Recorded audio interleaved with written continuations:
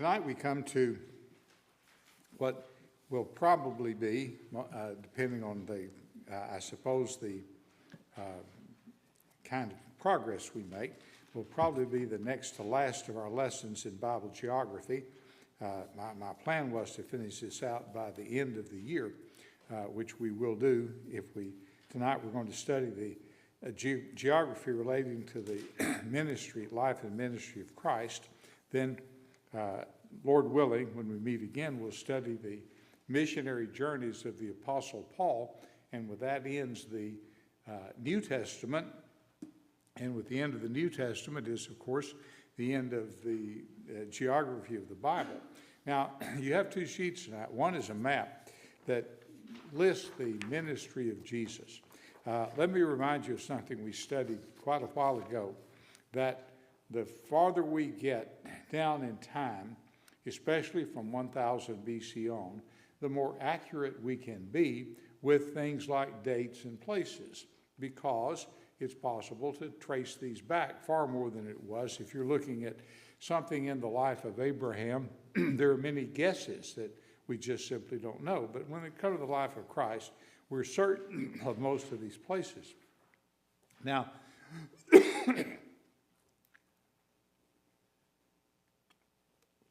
my throat's kind of locking up on me. That's happened just now. I hadn't had that problem the rest of the day. But the ministry of Christ, or the geography of the life of Christ, begins in Galilee. Galilee is in the northern part. It was a province of Israel. The area here, there were 5 provinces anciently in Israel. Judah was in the south, or Judea as the Romans called it. Galilee was in the north. Samaria was in the central area, all on the eastern side. On the western side, there was 2 tetrarchies in a country called Perea. And these were the tetrarchy of Philip, Perea, then Judea, Samaria, and Galilee. Galilee became a province when Herod the Great was assigned this by his father. And that made Galilee a part of the Roman territory of Judea. All of the Roman territory of Judea was originally governed from Syria. It later became governed from Caesarea. I may need another bottle of water. From Caesarea, which was located on the sea. You see here, this right here, that's Caesarea. That's the Roman capital there in this province of Judea. The Romans had a military presence in Jerusalem, but this was where Felix and Agrippa were, and where the Roman government was. This is where Paul was put on trial. This is because this was near to the sea. The life and ministry of Christ takes place altogether during the Roman Empire. The Romans are in control of Judea all during this time. The life and ministry of Christ covers a time period from 6 BC to about 33 AD. There are in the Old Testament, we'll look at the prophecy in Micah in just a moment, but there are 332 prophecies of Jesus in the Old Testament. A fellow in the late 1800s who was mathematically inclined figured out that the probability of those all taking place in one lifetime was a fraction, 1 over the figure of 84 followed by 97 zeros. So you put 1 over 84 and 97 zeros. That's the chance that everything that was said of Jesus would take place during one life. Now, the prophecy, we're not going to look at all those prophecies, obviously, but the one that concerns us geographically is in Micah chapter 5, verse 2. That's the first scripture on your sheet. But thou, Bethlehem Ephratah, Though thou be little among the thousands of Judah, yet out of thee shall he come forth unto me that is to be ruler in Israel, whose goings forth have been from old, from everlasting. Now, interesting geographical thing.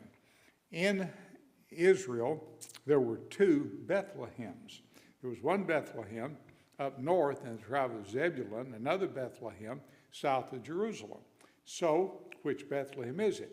If Micah had just said Bethlehem, you would know. But Micah specified Bethlehem Ephratah. So, this was the Bethlehem where Jesus was actually born. The birth of Christ was probably in the year 6 BC. Due to an error in ancient calendars, it was not on 1 BC, as is supposed. Here's how we know that. Herod the Great was king when the wise men came from the east. Herod died in 4 BC. Jesus was about 2 years old, because Herod had all the babies in Bethlehem killed under over 2. So that would have made Jesus' birth somewhere around 6 BC. And that would have been the date when Jesus was actually born. There is archaeological confirmation of the census that's mentioned in Luke chapter 2, verses 1 through 3. The Romans took a census every 14 years. The census was not, it had to do with taxes, but it had to do with counting people so they would know how much tax to extract from people. So there's archaeological evidence that actually took place. In other words, Luke didn't make that up. The record of Christ's life, the geography of Christ's life, can be divided into 4 sections, and this helps us understand it. First is his birth and subsequent flight into Egypt. The second is the silent years of his life in Galilee. And that's silent except for when he was 12 years old and he went to Jerusalem. The ministry of Christ that existed from his baptism until the last week of his life.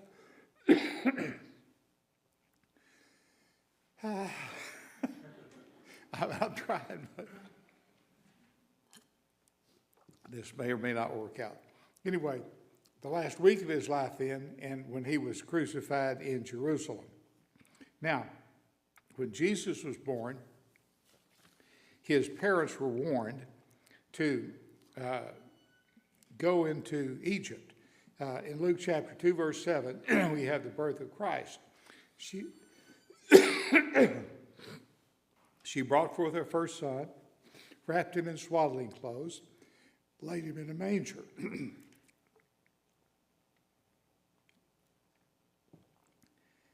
The houses in Bethlehem often had another. Thank you. Maybe a 2 bottle of water tonight. The houses in Bethlehem were built over the barns that they had. The first floor was often a barn, and the second floor was the dwelling house. Now, that doesn't seem like a very good arrangement to me, but that's the way they did it. Very often, the first floor was a cave or a dugout, and then the top floor was the house where people dwelled. There was obviously no room for Christ in the inn, but the point is that the manger was not an isolated cave over here somewhere that was out in the field, that there was like a mountain and a cave in the field, and that's where Jesus was born. The cave was under someone's house, and the place that from 325 BC until now has been recognized as the birthplace of Christ is just such a place as that. Now, when Jesus was born, he went to Egypt. Matthew chapter 2, verses 13 through 15, fifth scripture on your sheet. When they were departed, behold, the angel of the Lord appeareth unto Joseph in a dream, saying, Arise, take the young child with his mother, and flee into Egypt, and be thou there until I bring thee word, for Herod will seek the young child to destroy him. And this is exactly what happened. So we have no idea how long Joseph and Mary were there, but we do know that they were there for some time. Then when Herod had died, and Herod died in 4 BC, Herod Archelaus took over in his stead. They were free to come back to Galilee. Then Jesus lives there until he's 30 years old. Jesus is, according to the book of John, Jesus is about 30 years old when he is baptized, and that begins his public ministry. He was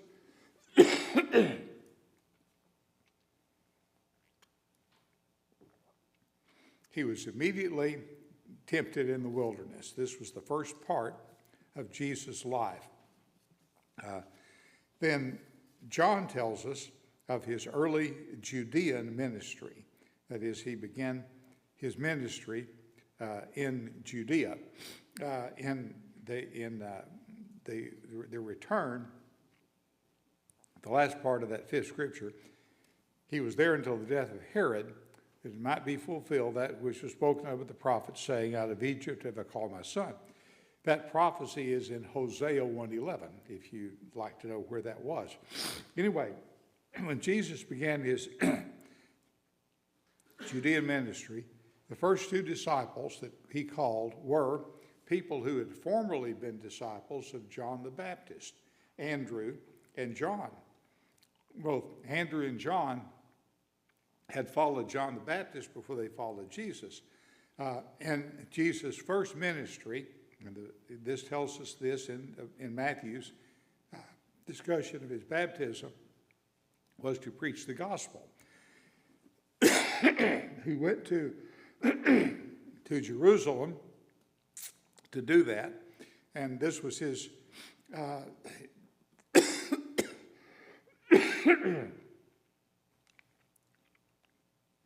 this was called his early Judean ministry. Apparently, not all the apostles were called at this time. He then went back to Galilee, where he performed his first miracle. Now, in John chapter 1, we have the interesting tidbit that John the Baptist did not know Jesus until he saw him the day of his baptism. In the 6th chapter, look at the last verse, and I knew him not, but that he should be made manifest to Israel. Therefore I come baptizing with water. The purpose of John's baptizing was that he might announce Jesus.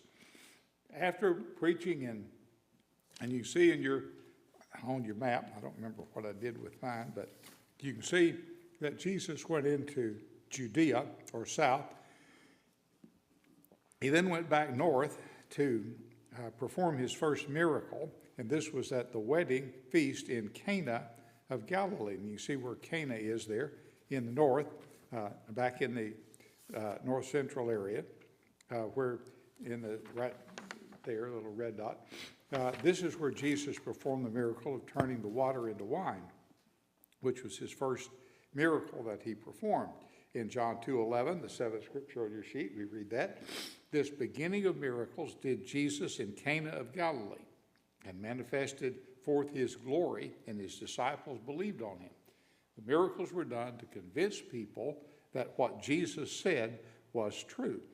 After performing this miracle, then Jesus returned to Jerusalem for the Passover feast. The Jews went to the Feast of Passover every year. Jesus attended the Passover ceremony every year of his life in Jerusalem. This is why Jesus was there when he was crucified. This is why he was there when he was 12 years old, when he was disputing with the people in the temple. He was there for the Passover. When Jesus went there, He cast the money changers out of the temple for the first time early on in his ministry. Later on, in the last part of his ministry, he would cast these people out for the second time, but in the last week of his ministry in Jerusalem. This is when he did it for the first time. Shortly after that, while Jesus was in Jerusalem, Nicodemus came to him by night. This was when that took place. Then Jesus left to go back to Galilee. His disciples were with him. And this is when they had to go through Samaria. Now, if you look at the map again, you'll see why. He's going back to Galilee up here. He's in Jerusalem. You can cross the Jordan River and go through this area, the wilderness here, cross back over the Jordan River, either north or south of the Sea of Galilee, and enter Galilee up here. But Jesus, because of time constraints, had to go north through Samaria. This was kind of one of those things geographically where it was the devil of the deep blue sea. The Jews hated the Samaritans. It was dangerous to go through Samaria. They hated each other so much they didn't talk to each other. Remember, the woman at the well said, "Why are you, a Jew, talking to me, a Samaritan?" On this side of the river were the bandits. This is where people traveled in large groups. When Jesus was 12 and he went down there, they traveled with large numbers of people because of the bandits that were there. And this is why when Jesus stayed in Jerusalem, they lost him. They had to go back and find him. So he went there to Galilee, and his Galilean ministry lasted from, again, we have pretty good information about this, from 27 AD until late 29 AD. The total ministry of Jesus, and this is a conclusion. This is not, I can't tell you, here's the scripture that says this, but nevertheless, I believe it's accurate. The ministry of Jesus was 1,260 days. And I believe we'll find that out, that from the time he was baptized until the time he died on the cross was 1,260 days, or 3.5 years. We get pretty close to that, but we don't know the exact dates. I base that on the fact that there are two 1,260-day periods that remain to be fulfilled in the book of Revelation. Anyway, during these 2 years, Jesus made his headquarters at the city of Capernaum in Galilee. In Galilee, probably at a place near the ocean. Now, remind you, geographically, this area here, the surface of the Sea of Galilee, is 700 feet below the surface of the Mediterranean Ocean. Huge mountains rise here in the middle and then falls off sharply to this hole in the ground where the Sea of Galilee is. When you get down to the Dead Sea, that's 1/4 mile below the surface of the ocean. The surface of the Dead Sea is the lowest place on the face of the earth, period, other than down in a cave somewhere. In fact, it's lower than most caves there are anywhere. But anyway, on one of these mountains, Jesus preached the Sermon on the Mount. And then after that, he traveled more than 50 miles to Caesarea Philippi. Again.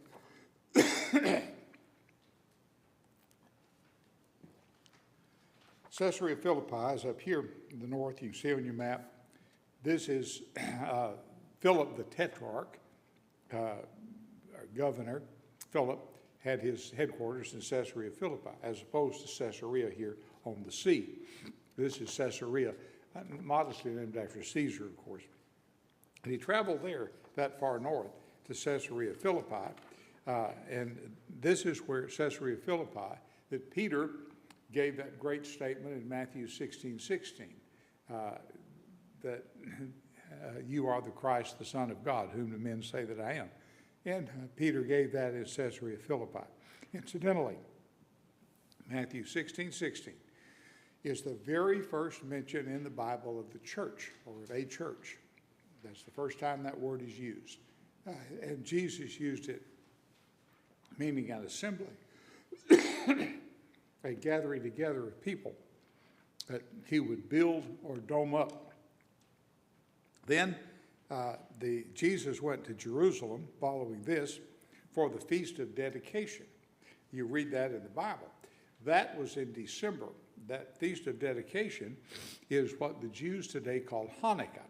This celebrates the relighting of the lights in the temple after the desecration of the temple back during the Greek period, in the days of Antiochus Epiphanes. Jesus was in Jerusalem, and he stayed there for a while after that Feast of Dedication. He then went back to the place in the Jordan River, near the place where he was baptized, and ministered there. He went into a wilderness called the Wilderness of Ephraim. He stayed there for a while. He was called back to Bethany due to the death of Lazarus. He went back to Bethany. Bethany, notice here, is about 5 miles to the west of Jerusalem, here, between Jerusalem and Jericho. And Jesus went there and raised Lazarus from the dead. Now, if you look at if you just look at, like, read the book of John, it will seem that the resurrection of Lazarus was just imminently before Jesus was crucified. It wasn't. There was a time period in there. Jesus, after Lazarus was resurrected, went back across the Jordan River. It was at that time, on the other side of the Jordan River, that he foretold his death and resurrection. Then he stayed there until the spring. So he's in Jerusalem for the Feast of Dedication. That's the Feast of Lights. That's December, okay? December 15th. He goes across the Jordan, comes back for the resurrection of Lazarus, goes back across the Jordan, then comes back to Jerusalem at the Passover. The Passover is in the spring. So there's at least 3 months from the time Jesus is there in Jerusalem and the time that he comes back to die. And when he's coming back from the desert, he travels through Jericho. Jericho is on the Jordan River, and this is where he meets Zacchaeus, and Zacchaeus is saved. And then he entered Bethany. He comes into Bethany 6 days before the Passover, and this begins the events that will lead to Jesus' betrayal and death. John 12:1, then 6 days before the Passover, came to Bethany, where Lazarus was, which had been dead, whom he raised from the dead. Lazarus had been present for some time, for at least probably 2 months, that Lazarus had been in Jerusalem, Bethany, and he was obviously alive. There wasn't any doubt about it. And of course, this led to the events that ended the life of Christ. After his arrival in Jerusalem, he spent that last week teaching. John 14, 15, and 16 are marvelous upper room discourses. He observed the Passover. The next day after the Passover, Jesus was killed. He was crucified. 3 days later, he rose from the dead. And of course, the last place Jesus was seen was on the Mount of Olives, which is outside of Jerusalem here. This is where his time on earth ended. According to the first chapter of Acts, he was received up into heaven. If you go to the top of the Mount of Olives today,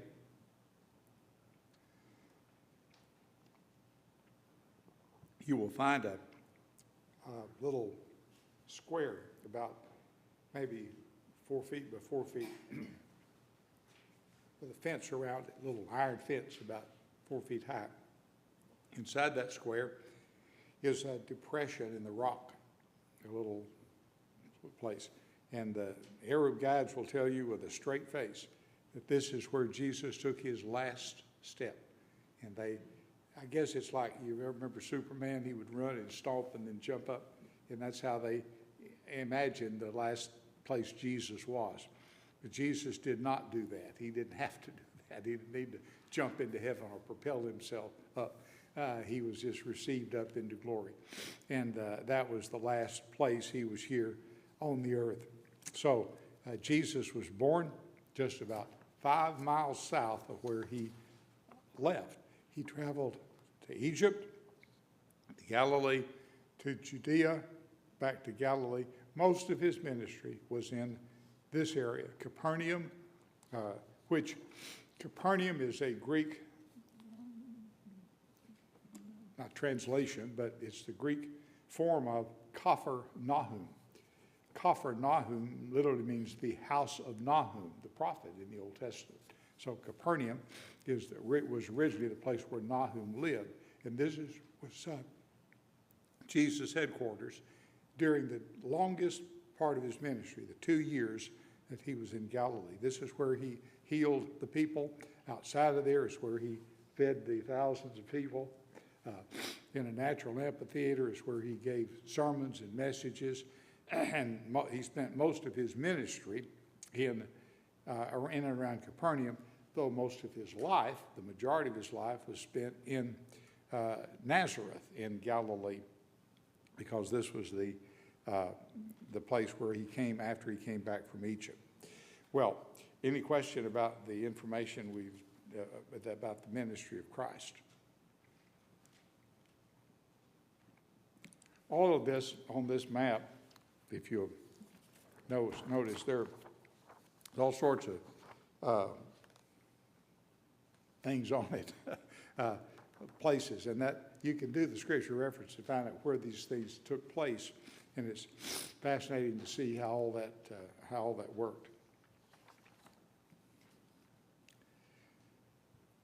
Okay, I got through it. We did it. Thank you for your patience. Feels like I've developed an allergy to something, and I don't know what it was, because y'all are too far away from me for me to be allergic to you. And there was something up here that seems to have set me off. Anyway, thank you for being here this evening.